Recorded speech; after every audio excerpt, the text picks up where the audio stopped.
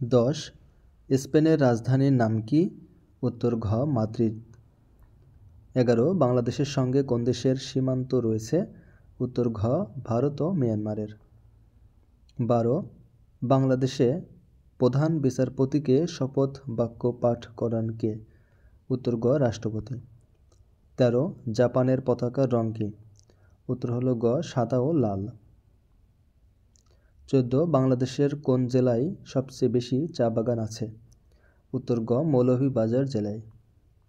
15 শব্দ থেকে যদি বর্ণ হয় আলো থেকে, উত্তর হলো খ চক্ষু।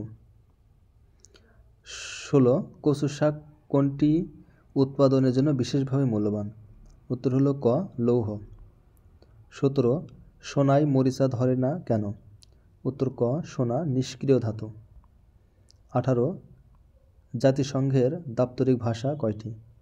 উত্তর হলো ঘ 6টি।